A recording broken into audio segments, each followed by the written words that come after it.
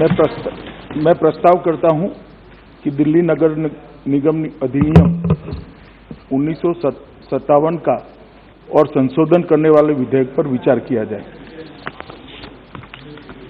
माननीय अध्यक्ष जी, आज एक बहुत महत्वपूर्ण विधेयक लेकर इस सम्मानीय सदन के सामने मैं उपस्थित हुआ हूं। दिल्ली नगर निगम पूरे राजधानी क्षेत्र का 95% हिस्से का सिविक सेवाओं का जिम्मेदारी उठाता है। लगभग 1,20,000 कर्मचारी तीनों निगमों के इकट्ठा होकर इसके तहत काम करते हैं। राजधानी क्षेत्र के होने के कारण राष्ट्रपति भवन भी यहाँ है, संसद भी यहाँ है, प्रधानमंत्री निवास भी यहाँ है, सारे केंद्रीय सचिवालय भी यहाँ है, ढेर सारे राजदूतालय भी यहाँ है और महत्वपूर्ण मीटिंगों का स्थान, अंतर्राष्ट्रीय मीटिंगों का स्थान भी स्वाभाविक रूप से राजनीति बनती है। दुनिया भर के राष्ट्राध्यक्ष जब यहाँ आते हैं तो राजधानी का उनका मुलाकात बहुत स्वाभाविक होता है। उसको दृष्टिगत रखते हुए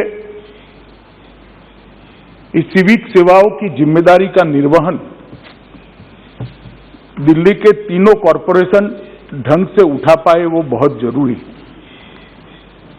पहले यहां पर एक ही नगर निगम हुआ करता था, उसका विभाजन कर 3 नगर निगम बनाए गए। माननीय अध्यक्ष जी, थोड़ा पीछे में सदन को ले जाना चाहूंगा। 1883 से पंजाब डिस्ट्रिक्ट बोर्ड एक्ट के तहत दिल्ली नगर निगम चल रहा था। 1957 में दिल्ली नगर निगम की एक्ट के द्वारा स्थापना हुई। दक्षिणी नगर निगम दिल्ली और पूर्वी नगर निगम दिल्ली, 3 निगमों में इसका बंटवारा हुआ। बंटवारे के कारण, बंटवारे के पीछे की मंशा मैंने पूरे गृह विभाग की फाइलें खंगाली है, बहुत स्पष्टता से मालूम नहीं पड़ती। इसलिए मैं मेरी मर्यादा भी सदन के सामने रखता हूं, क्योंकि मुझे बताना चाहिए था सदन को कि इस निगम का बंटवारा क्यों हुआ था, किस आशय से हुआ था, क्या ध्येय को सामने रखकर किया गया था। मगर जितना, आप तो मंत्री नहीं थे दादा उस वक्त, फाइल मैंने देखी है, ऐसा भी नहीं लिखा है, ऐसा भी नहीं लिखा है। माननीय अध्यक्ष जी, लेजिस्लेटर की मंशा जाने बगैर में आज ये 10 साल के 12 से 22 का अनुभव जो हमारे सामने आया है, इसका एनालिसिस कर उसका बारीक विश्लेषण और तथ्य जो सामने आए हैं, इसके कारण इस सरकार निर्णय पर पहुंची है कि फिर से एक बार ये तीनों निगमों को एक कर पूर्ववत स्थिति की जाए। क्योंकि ये जो बंटवारा हुआ था वो माननीय अध्यक्ष जी आनंद फानंद में किया गया बंटवारा था। मैं नहीं कहता, क्योंकि ऐसा भी मेरे पास प्रमाण नहीं है, कोई राजनीतिक उद्देश्य रहे होंगे, परंतु कोई उद्देश्य जब नजर में नहीं आता है तो विचार जरूर होता है कि राजनीतिक उद्देश्य से इसे किया गया होगा। मगर आज जब ये तीनों निगमों को एक करने की मंशा लेकर सरकार इस महान सदन के सामने आई है, तब मैं निश्चित करना चाहता हूं, बताना चाहता हूं कि हम क्यों आए हैं। एक अभी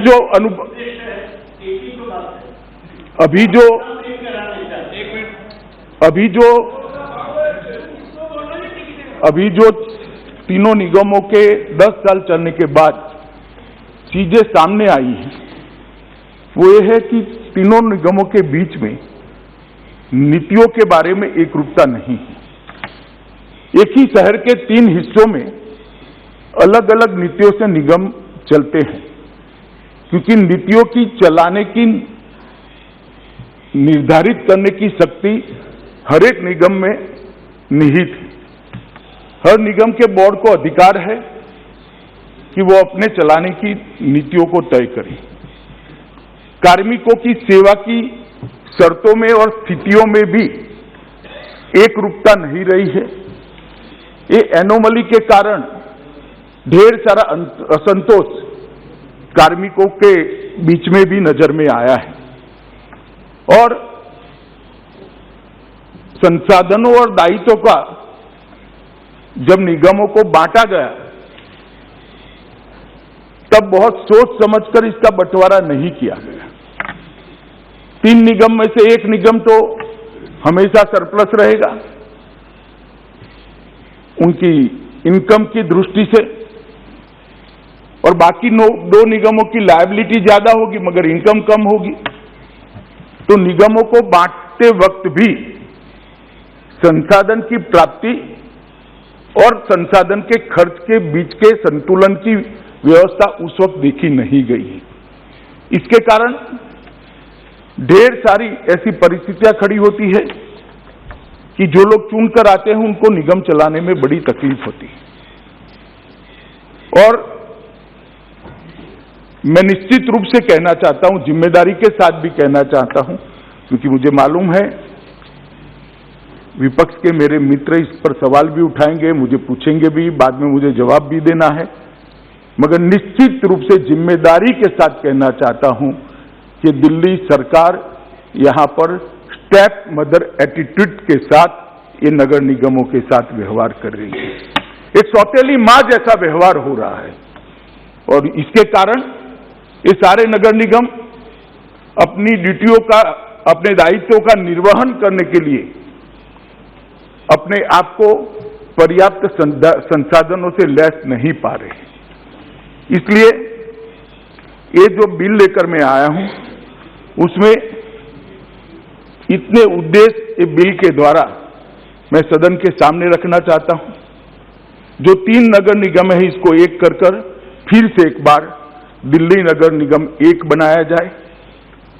संसाधन और सहकारितावादी और सामरिक योजना के दृष्टि से एक ही निगम पूरे दिल्ली की सभी सिविक सेवाओं का ध्यान रखेगा तो ये उचित होगा। नगर निगम की सेवाओं को और दक्षता के साथ चलाया जाए और पारदर्शिता के साथ चलाया जाए, इस प्रकार के इसके लिए भी कुछ अमेंडमेंट्स इस बिल के अंदर है। दिल्ली के पार्षदों की संख्या को भी 272 से कम कर ज्यादा से ज्यादा 250 तक सीमित करने का भी इसमें प्रस्ताव है और नागरिक सेवाओं को कहीं भी और कभी भी, मैं फिर से रिपीट करना चाहूंगा, कहीं भी और कभी भी इस सिद्धांत के आधार पर व्यवस्थित किया जाए।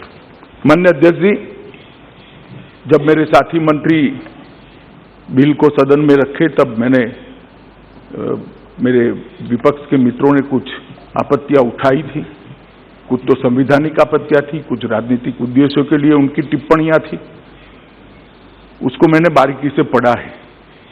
फिर भी अगर आज वो ज्यादा स्पष्टता चाहते हैं तो मैं करने के लिए तैयार हूं, मगर मेरा आप सभी सदन के सदस्यों से अनुरोध है कि बिल को दलगत राजनीति से ऊपर उठकर देश की राजधानी की व्यवस्था का मामला समझकर बहुत गंभीरता के साथ हमने सोचना चाहिए। और ये बिल पारित होने के बाद मुझे पूरा भरोसा है कि अभी जो स्थिति है इसमें काफी सुधार आएगा। इसके अलावे केंद्र सरकार की इसके पीछे कोई मंशा नहीं है। अतः मैं चर्चा में आप सभी के विचार सुनने के लिए यहाँ बैठा हूँ और आपसे भी अनुरोध करता हूँ अध्यक्ष जी कि चर्चा मेरिट्स पर हो, इसके लिए आप भी हम सबका मार्गदर्शन करेंगे। धन्यवाद।